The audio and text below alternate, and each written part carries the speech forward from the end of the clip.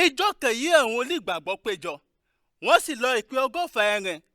Pétérù sì dìde àárín wọn, á sọ fún wọn pé rí, ẹ̀yin ará mi, ó yẹ fún àwọn àsọtẹ́lẹ̀ ìyówọ́ náà ọ̀rọ̀ Ọlọ́run ó wá ìmúṣẹ.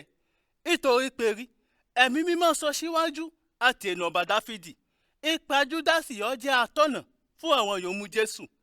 Júdásì sì jẹ́ òkè iná wọn tẹ́lẹ̀, ó sì kópa iná iṣẹ́ ìránṣẹ́ wọn gbé sọ́wọ́ fún wọn. Ó fún owó iṣẹ́ ibi rere oko kan, ó sì jábọ́ ferí sọlẹ̀, iná rẹ̀ sì bẹ́, àwọn ikùn rẹ̀ sì jáde síta. Gbogbo àwọn ará ìlú Jerúsálẹ́mù ló sì gbọ́ ipa ìṣẹ̀lẹ̀ náà.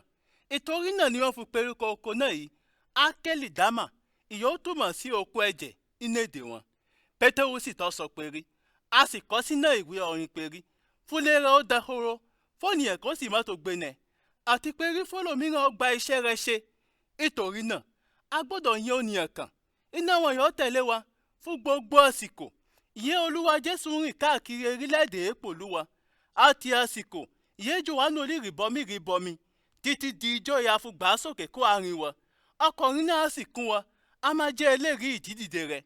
Wọ́n sì mú àwọn ọkùnrin méjì wá, Jósẹ́fù yẹn ń pe Básábà, ìyá tó ń pè yó lódodo, àti Màtíásì.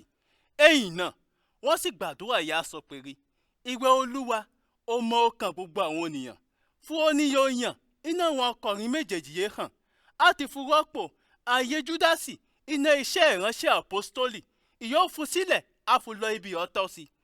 Ẹ̀yìn náà wọ́n sì ṣẹ́ gègé, ó sì yan Màtíásì ló sì kó àwọn àpọ́stólì 11 náà.